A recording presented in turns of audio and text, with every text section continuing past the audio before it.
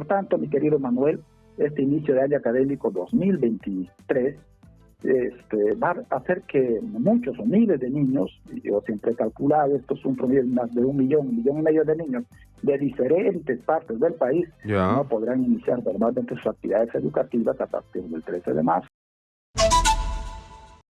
Para ser exitosos, regresamos al colegio. Y vamos a conversar con Heli Ocaña, decano del Colegio de Profesores del Perú. 13 de marzo, dice el ministro, arrancan clases a nivel nacional, públicos y privados. Estamos preparados para regresar al colegio, están la infraestructura, las condiciones, los mobiliarios, los maestros. ¿Estamos preparados? Bueno, vamos a preguntarle al decano del Colegio de Profesores del Perú. Señor Ocaña, ¿cómo está? Buenos días, bienvenido, exitoso. Bien, buenos días, Manuel Rosas. Muchas gracias por esta invitación. Y en efecto, estamos próximos al inicio del año académico, pero las luces no están encendidas para todas y todos. De tal modo que ese inicio del 2013, que con buen deseo se puede decir buen inicio, lamentablemente para muchos no será la misma suerte que tienen algunos. ¿Qué es lo que veo? ¿Qué es lo que ve usted? Eso, ¿qué datos tiene? Por ejemplo, tenemos un 69% de instituciones educativas, que es un dato que el mismo Ministerio de Educación, que no cuentan con servicios de agua potable. Lo mismo pasa en servicios de desagüe. Tenemos el 22.91% de instituciones educativas que no tienen electricidad. Tenemos un 65.3% de instituciones que no cuentan con internet y menos de banda ancha. Estos datos se corroboran con otros temas. Por ejemplo, este fin de semana estuve en Lambayeque.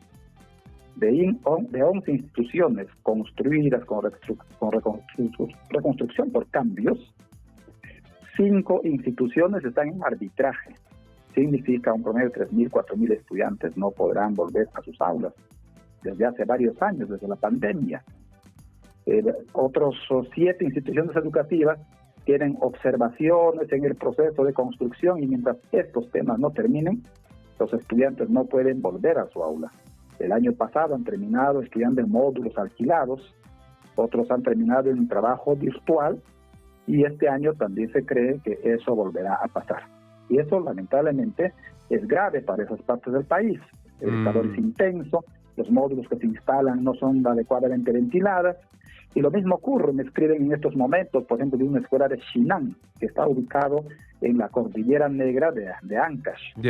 Nos dice el profesor, trabajamos en una infraestructura educativa de los años 70 y tenemos 10 años gestionando la construcción de una nueva infraestructura. Nadie nos hace caso, cambian las autoridades, los gobernadores regionales van a la cárcel, vienen nuevos gerentes, nuevos directores, nuevos gobiernos, pero nuestras aulas, nuestras instituciones educativas continúan en lo que le dice el maestro es, van algunos gobernadores a la cárcel, luego vienen nuevos rateros y la situación sigue igual, ¿verdad? Porque la verdad es que eso no cambia. El ministro ha dicho, señor Ocaña... Gravísimo. Sí. Algunos datos más, Manuel. A ver, cómo no, por favor.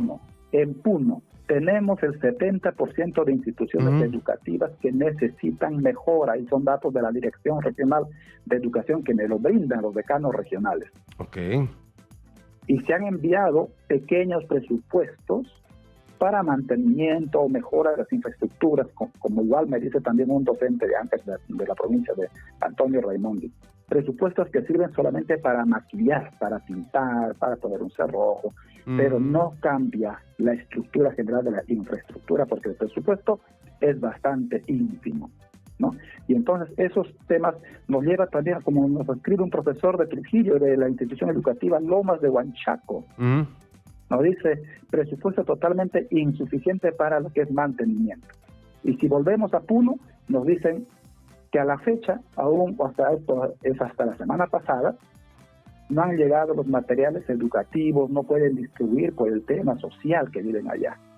Por tanto, mi querido Manuel, este inicio de año académico 2023 va a hacer que muchos o miles de niños, yo siempre he calculado, esto es un promedio de más de 1,5 millones de niños de diferentes partes del país, no podrán iniciar normalmente sus actividades educativas a partir del 13 de marzo.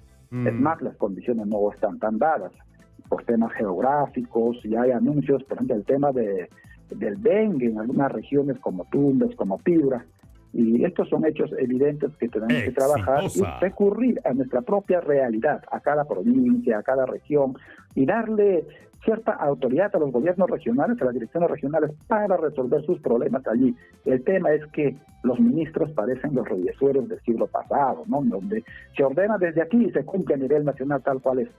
El objetivo del Colegio de Profesores es sumarse a la campaña, que los estudiantes todos retornen al 13 de marzo que estén en la escula. El ministro plantea, señor Ocaña, declaratoria de emergencia. ¿Ayudaría? En realidad el papel va a soportar todo. Sin embargo, hemos visto otras declaratorias del 2003 de Alejandro Toledo, vemos del 2021 del Pedro Castillo. Se plantearon metas y objetivos y lamentablemente cambiaron de ministros y allí se quedó en letra muerta. Los objetivos que se trataron como mejora de los aprendizajes y otras no se dio. El mismo ministro dice, ciertamente Castillo declaró en emergencia el sector. ¿Sirvió de algo? Así. La verdad, para nada, porque lo que hizo es despedir a su ministro de Educación por chat, por WhatsApp, a los menos de 3 meses de gestión, y era un ministro de calidad, académicamente, profesionalmente solvente. Lo único que no hacía era asumir los mandatos políticos de Palacio, ¿no? Y entonces temas como eso afectan para llegar a estas condiciones en las cuales estamos. El mismo ministro nos dice, tenemos datos como que 60.000 estudiantes a nivel nacional no puedan volver a estudiar en este mes de marzo. Eso significa 3.000 docentes más. Y si no son los 3.000 docentes más, estos estudiantes van a terminar matriculándose en las escuelas privadas. Y más aún, esto grave, porque muchas familias están sin fondos económicos por todos estos temas de la movilización. Pero por otro lado, al no encontrar vacantes cerca a su escuela, como me escribía un docente ayer, porque es una vía crucis para los padres de familia en estos días, al no conseguir vacantes cerca a su domicilio, tienen que trasladarse a lugares distintos a su zona para poder estudiar. Eso significa más pasaje, más tiempo y otros tipos de gastos para la familia. ¿Cuál es la situación de los docentes? Nombramiento, en el tema de contratación, eso está avanzando, en lo que corresponde a capacitación. ¿Ahí estamos mejor o la situación sigue igual? Tenía información de Piura, por ejemplo, que las unidades de gestión educativa local, de pequeñas, en número de estudiantes y otras, habían atendido ya casi al 100%, 95% al día viernes. Pero todavía hay UGELes grandes que han estado trabajando el fin de semana. Eso significa concluido que de todas maneras hay la necesidad de volver a revisar qué instituciones educativas, por ejemplo, tienen metas superiores a lo previsto, y entonces eso hay que atender con nuevas plazas. Por otro lado, en la región Gran Lima metropolitana, por ejemplo, hay algunas UGELes como la UGEL 2, que también aún está en proceso, no se ha iniciado todavía ese proceso de contratación, ni siquiera se está publicando las plazas vacantes, de tal manera, para contrato digo, y entonces de tal manera que seguramente en estos días podrían darnos alguna noticia. En el Callao, además de estos temas docentes, se ha manifestado que el 50% de las instituciones educativas estarían para refaccionar. Por tanto, el docente, ¿qué es lo que va a hacer? Va a llegar allí el 1 de marzo para hacer los trabajos en equipo y otros. ¿A qué se van a dedicar? Se van a dedicar a llamar a reuniones de padres de familia para hacer limpiezas, mantenimientos, pintados y otras faenas. Y descuidan el tema principal, que es la planificación, la organización de actividades académicas, preparar sus sesiones de clase, todo eso para recibir a los niños en adecuadas condiciones y atenderlas con un acercamiento socioemocional adecuado que permita un mejor aprendizaje de nuestros niños.